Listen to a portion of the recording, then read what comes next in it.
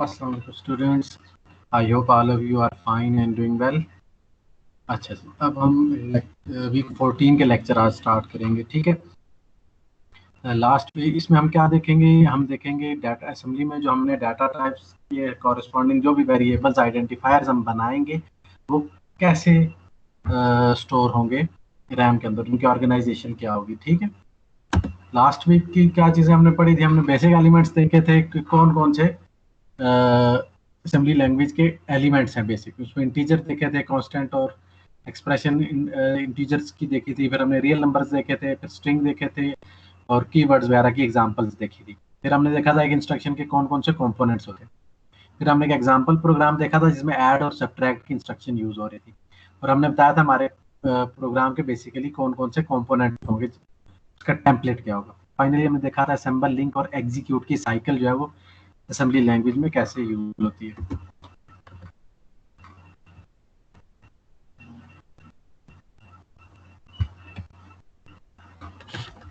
अच्छा जी, अब है defining byte and S byte. Last time lecture में मैंने आपको बताया था कि हम डाटा टाइप्स को देखेंगे आइडेंटिफायर के साइज के कॉरेस्पॉन्डिंग। वो बाइट है, वर्ड है, डबल वर्ड है, वो रियल टाइप का डाटा, ठीक है, उसके कॉरेस्पॉन्डिंग हम उसे उसकी टाइप के असाइन करेंगे, ठीक है। तो सबसे पहले जो टाइप हम देखेंगे वो है बाइट और एस बाइट,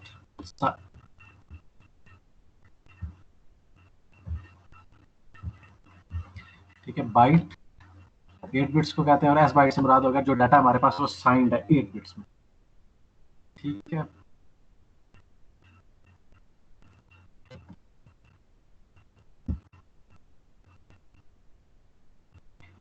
इसमें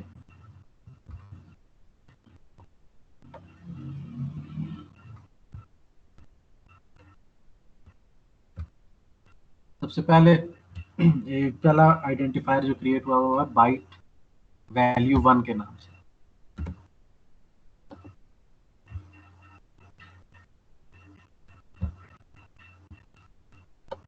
वैल्यू 1 और उसको हमने वैल्यू दी है ए।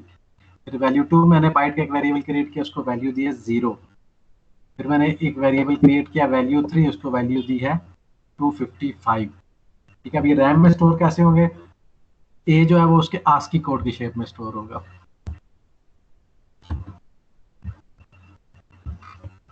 ठीक है। ये जो वेरिएबल है ए का आस्की कोड जो है उसकी शेप में स्टोर होगा, ठीक है। वैल्यू ए जो है उसका 8 बिट आस्की कोड जो है उसकी शेप में स्टोर होगा 0। जब वो अब 8 बिट्स की शेप में स्टोर होगा तो 8 बिट्स की में 0 क्या, ऑल जीरोज है। इसी तरह 255 जो है वो 8 बिट्स में कैसे स्टोर होगा, ऑल वन की शेप में होगा। इस तरह वैल्यू है -128, ठीक है। ये मिनिमम, ये मोस्ट नेगेटिव वैल्यू जो 8 बिट्स में हो सकती है। फिर उसके बाद आ जाता है +127। +127 क्या होगा, ये मैक्सिमम पॉजिटिव वैल्यू जो साइन के केस में आ सकती है। अब ये जो वैल्यू है -128 और प्लस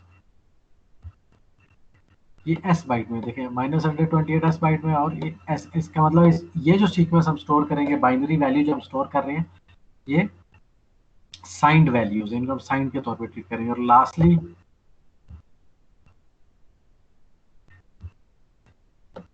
वैल्यू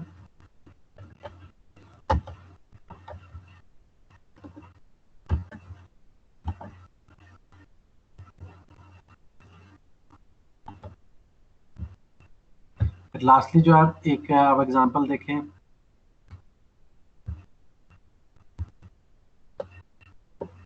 वैल्यू बाइट और क्वेश्चन मार्क। क्वेश्चन मार्क का मतलब है ये वैल्यू अनइनिशियलाइज है, ये गार्बेज पे इनिशियलाइज हो जाएगी, ठीक है। ये वैल्यू देखते हैं, लेट्स से कोई भी बाइनरी वैल्यू जिसे मैंने बाइट दिया है वो रैम में स्टोर कैसे होता है।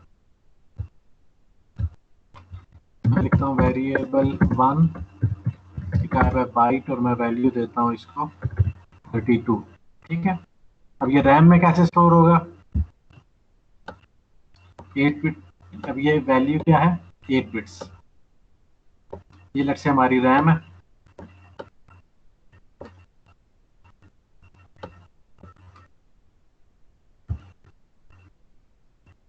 ठीक हो गया।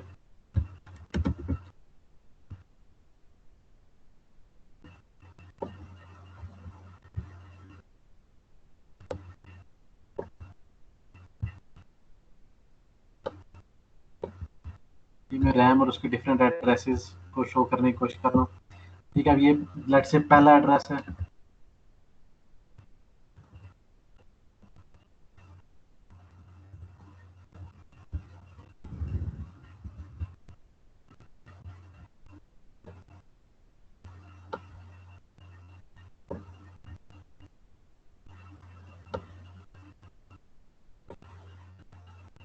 ठीक है, इसी तरह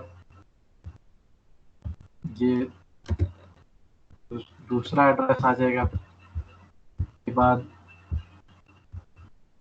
फिर तीसरा एड्रेस आ जाएगा रैम का। ठीक है, और फाइनली चौथा एड्रेस आ जाएगा।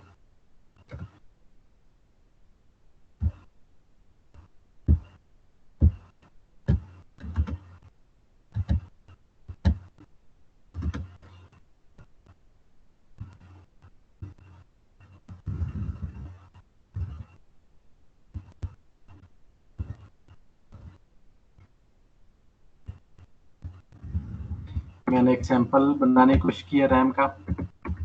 ठीक है,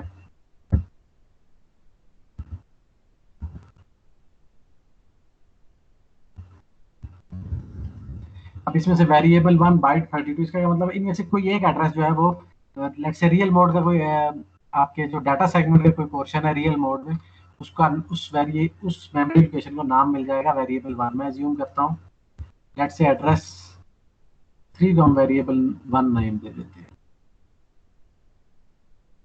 वेरिएबल ये वेरिएबल 1 जो है ये एक मेमोरी लोकेशन को नेम दे दिया। ये लेट्स से एड्रेस जो 003 था, ठीक है, ये 003 एड्रेस है, इसको असेंबलर ने वेरिएबल 1 नाम दे दिया। अब यहाँ पर वैल्यू का स्टोर होगी 32। अब 32 कैसे स्टोर होगी, वो उसकी टाइप देखनी है क्या है। उसकी टाइप बाइट है तो उसका मतलब 8 बिट्स में स्टोर होगा। अब 8 बिट्स में क्या वैल्यू है 32 की,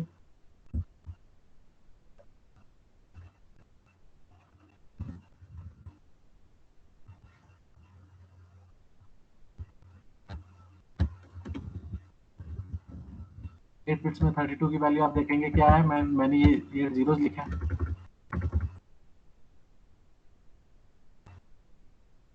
ये 8 बिट्स में ये बिट पोजीशन जो 32 को रिप्रेजेंट करती है, पहली बिट की हमें वेटेज पता है 0 है, 1 है, फिर 2, फिर 4, फिर 8, फिर 16, फिर 32। तो ये जिस बिट की वेटेज 32 है मैंने उसे 1 कर दिया। ठीक हो गया। तो इस तरीके से ये वेरिएबल रैम में स्टोर होगा। और ये 8 बिट्स अगर ए होंगे तो ए का जो आस्की कोड है वो स्टोर होगा। ठीक है, -128 के केस में ऑल वंस होंगे, +128 के 7 में 0, फिर उसके बाद ऑल वंस। ठीक है, और अगर क्वेश्चन मार्क है वेरिएबल की डिक्लेरेशन के अंदर, इसका मतलब है वो गार्बेज पे इनिशियलाइज हुआ।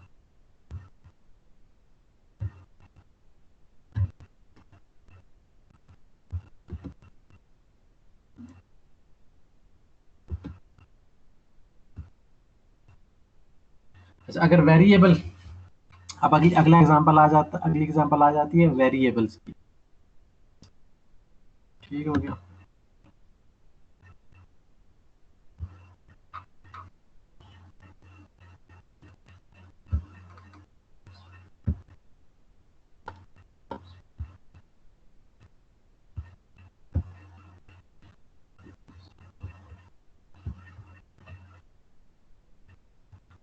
और वेरिएबल्स अरेज, अब अगली एग्जांपल आ जाती है अरेज की। ठीक है, इससे पहले हमने सिंगल एटॉमिक वैल्यू डिक्लेयर किया था। ठीक है, अब इसकी एग्जांपल देखें।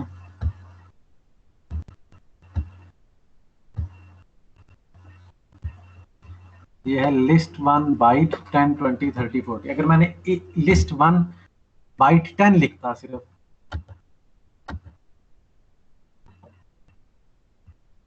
अगर मैं सिर्फ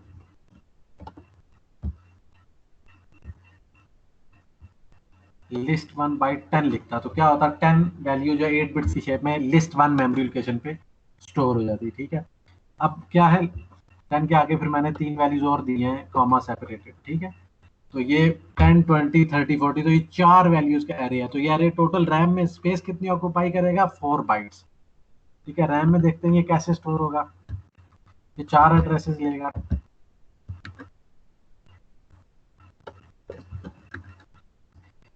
पहले ये लिस्ट के नाम से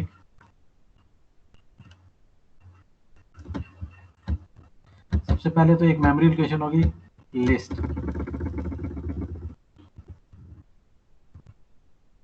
मैं अज्यूम करता हूँ कि पहला जो एड्रेस है उसको एड्रेस 001 को लिस्ट 1 नाम मिल जाएगा।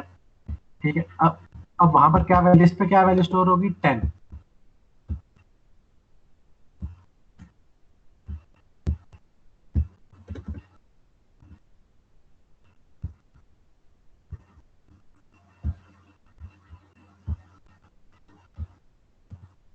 ये 10 वैल्यू जो ये स्टोर होगी, 10 क्या 8 बिट्स की शेप में स्टोर होगा। फिर उससे अगला एड्रेस है लिस्ट +1, यहाँ पर क्या वैल्यू स्टोर होगी 20। ठीक है, ये पहला एड्रेस था लिस्ट और दूसरा एड्रेस है लिस्ट 1 का नाम अलग से वेरिएबल का, तो लिस्ट 1 +1 एड्रेस पे 20 वैल्यू स्टोर होगी। उससे आगे आ जाए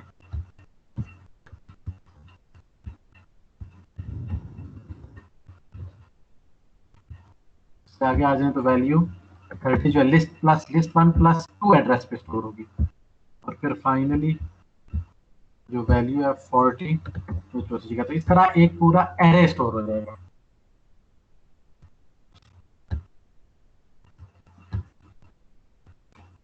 अब ये पहली जो एग्जांपल है लिस्ट 1, ये 4 वैल्यूज का एरे था। अब आ जाते हैं लिस्ट 2 वेरिएबल पे।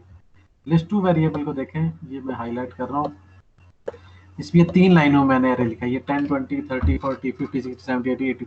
ठीक है, तो ये 3 लाइनों में कितना 4 × 3 12 जो मेंबर्स का ये एरे है। ठीक है, तो लिस्ट 2 जो ये 12 मेंबर्स का एरे है, हर मेंबर 1 बाइट लेगा। ये total 12 addresses of the RAM, 80 86 की रैम हो, तो ये टोटल 12 एड्रेसेस आएंगे और यानी कि टोटल 12 बाइट्स आएंगे। इसी तरह लिस्ट 3 को देखें।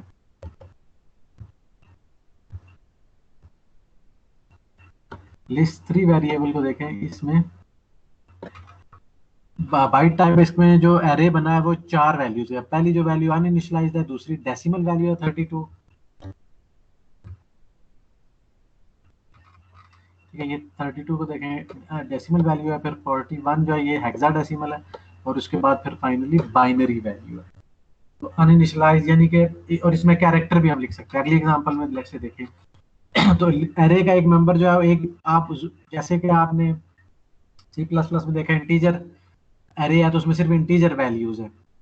कैरेक्टर एरे सिर्फ कैरेक्टर वैल्यूज है। रियल वैल्यूज का एरे है तो उसमें सिर्फ रियल वैल्यूज है। लेकिन यहाँ ऐसे नहीं है, यहाँ आपने बाइट टाइप का एक वेरिएबल बनाया, एक एरे बनाया, उसका एक मेंबर जो है वो अनइनिशियलाइज्ड है, दूसरा डेसिमल है, तीसरा हेक्साडेसिमल है, चौथा बाइनरी है, पांचवा जो है कैरेक्टर भी हो सकता है। अगली एग्जांपल देखें लिस्ट 4 वाली।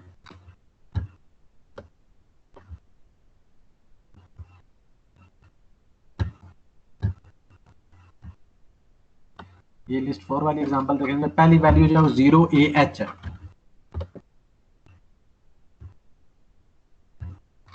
ठीक है, पहली वैल्यू 0AH है, दूसरी वैल्यू जो है वो 20H है। अब देखें, और फिर तीसरी वैल्यू देखें वो कैरेक्टर एरे है। ठीक है, चौथी वैल्यू देखें वो हेक्साडेसिमल वैल्यू है 22। अब ये देखें, हर इनमें से हर एक वैल्यू एक्चुअली 8 बिट्स को रिप्रेजेंट करती है। 0A हो, 20A हो, 22 हो, ऊपर कोई डिजिटल वैल्यू अपना इंटीजर वैल्यू हो 332, ये सब 8 बिट्स में रिप्रेजेंट हो सकते हैं। तो उनके कॉरेस्पॉन्डिंग 8 बिट्स उस एड्रेस पे जाके स्टोर हो जाते हैं। ठीक है, इसमें तो गोया इंटीजर और कैरेक्टर और रियल की बजाय हम देख रहे हैं बिट्स को कैसे स्टोर कर रहे हैं। ठीक है, ये डिफरेंस है जब हम हार्डवेयर के करीब जाके कंप्यूटर की ऑर्गेनाइजेशन को समझते हैं। ठीक है, बाइट सिंगल वैल्यू बाइट में कैसे डिक्लेयर होगी और मल्टीपल वैल्यू कैसे होगी। अब आ जाते हैं स्ट्रिंग। स्ट्रिंग क्या एरे ऑफ कैरेक्टर्स, आपने सी में ये बात बहुत बार पढ़ी होगी।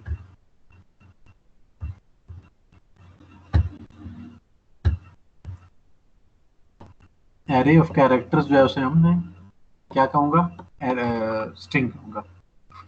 अच्छा, ये एनक्लोज्ड इन कोटेशंस। अब वो कोटेशन सिंगल भी हो सकती है, मल्टीपल भी हो सकती है। लास्ट वीक के लेक्चर में मैंने आपको ये बता दिया था। अच्छा, it usually has a null byte at the end, ये बिल्कुल वही है जो नल टर्मिनेशन कैरेक्टर का कंसेप्ट है सी लैंग्वेज में।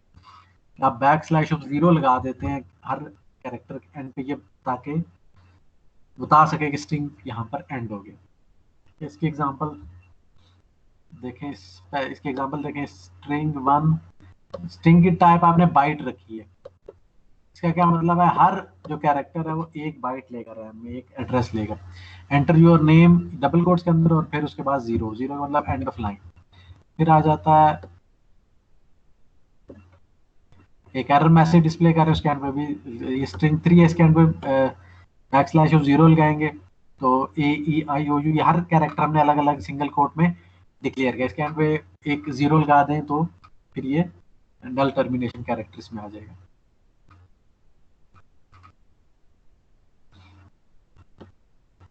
ठीक है, अगर आपने मल्टीपल लाइन में लिखना है अरे, तो उसका तरीका ये है कि आप मैसेज के नाम के बाद बैक स्लैश लिखाएंगे। ठीक है, तो वो फिर आप अपने, क्योंकि आपके टेक्स्ट एडिटर की विड्थ इतनी ज्यादा नहीं होती और जो है आपका कैरेक्टर अरे वो ज्यादा लेंथी हो सकता है, तो आप क्या करेंगे, जैसे ग्रीटिंग टू के स्ट्रिंग के साथ है, ग्रीटिंग टू लिख के फिर बैक स्लैश लगा दिया, और उसके बाद आप जो भी लिखेंगे, ठीक है, वो सारा उस ग्रीटिंग टू का कंपोनेंट माना जाएगा। ठीक है, ऊपर वाली एग्जांपल ग्रीटिंग वन वाली एग्जांपल और ग्रीटिंग टू वाली एग्जांपल में क्या डिफरेंस है। ग्रीटिंग वन वाली एग्जांपल में मैंने पहली रो में एरे लिखा है, welcome to the encryption demo program, ये मैंने एरे बना लिया, और फिर अगली लाइन में बाइट लिख के फिर दोबारा से वो सारा लिखा। तो अब ये दो लाइनों में एक ही एरे हुआ है, लेकिन मैं ये चाह रहा हूँ कि मैं जो एरे की स्टार्टिंग है वो अगली लाइन से करूँ। तो मैं क्या करूंगा, मैंने ये यही इसी तरह का मैसेज अगली लाइन में दोबारा लिखा है, ग्रीटिंग टू और फिर बैक स्लैश। बैक स्लैश लिखने के बाद अगर अब मैं अगली लाइन में आके जो भी लिखूंगा बाइट लिख के और फिर आगे पूरा अरे, फिर उससे अगली लाइन में बाइट लिख के फिर पूरे अरे की कैरेक्टर्स, फिर यही काम मैं मल्टीपल लाइन्स के लिए कंटिन्यू करूंगा और एट द एंड मैं जीरो जरूर लगाऊंगा। तो ये इस तरह से मैं मल्टीपल लाइन्स में एक ही एरे जो है उसे डिक्लेयर कर सकता हूँ, कैरेक्टर एरे। एक कैरेक्टर एक इस एरे जो है वो उतनी बाइट्स लेगा जितने उसमें कैरेक्टर्स है, इंक्लूडिंग स्पेसेस। ठीक है, जैसे एंटर योर नेम में एंटर और योर के दरमियान जो स्पेस है नेम के, ये एक कैरेक्टर के तौर पर स्टोर होगा। इस केस में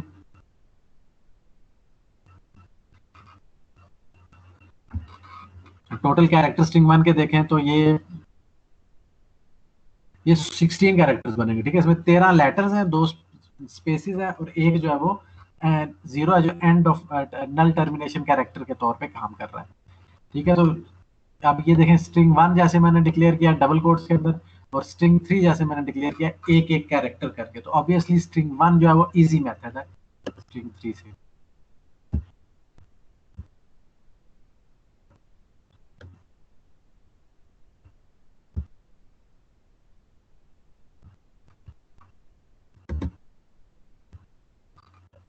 end of line character sequence के अलावा आपको दो कैरेक्टर्स और नजर आएंगे।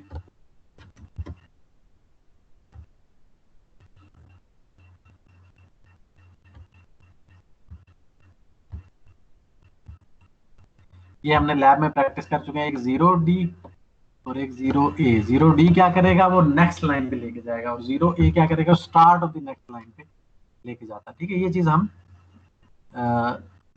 प्रैक्टिस कर चुके हैं लैब में। ये देखें, string one enter your name और उसके बाद मैंने लिखा है नेक्स्ट ये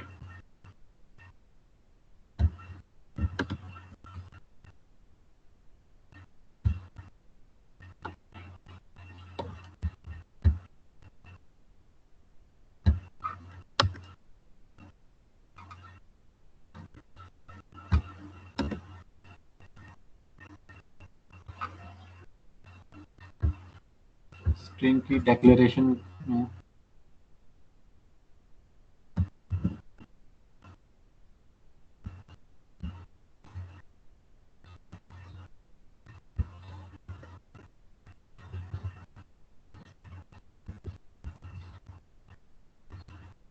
अब इस स्लाइड को देखें, यहाँ पर पहले मैंने स्ट्रिंग वन डिक्लेयर किया, फिर चूंकि मैं वैल्यूज अगले लाइन में देना चाह रहा हूँ, मैंने बैक स्लैश लिखी, बाइट लिखा।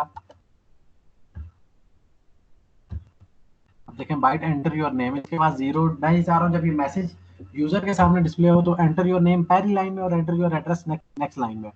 एंटर योर नेम के बाद 0D जिस जो से नेक्स्ट लाइन पे ले जाएगा कर्सर को, और 0A जो कि स्टार्ट ऑफ नेक्स्ट लाइन पे ले जाएगा। फिर मैं 0A नहीं लिखता तो एंटर योर नेम के बाद जो एंटर योर एड्रेस है ये यूजर को डिस्प्ले होगा। एंटर योर नेम जहां पर पहली लाइन में खत्म हो रहा है, सेकंड लाइन में एंटर योर नेम के बाद एंटर योर एड्रेस आएगा। ठीक है, अगर आप सिंपली न्यू लाइन डिस्प्ले कराना चाह रहे हैं तो ये एक वेरिएबल बना लिए, एक आइडेंटिफायर बना लें, न्यू लाइन बाइट, और उसको वैल्यू दे दें नेक्स्ट लाइन और स्टार्ट ऑफ नेक्स्ट लाइन के कैरेक्टर्स की। तो ये लाइन जब भी आप इस लाइन को प्रिंट कराएंगे तो आपका जो स्क्रीन है वो नेक्स्ट लाइन पे चली जाएगी। ठीक है।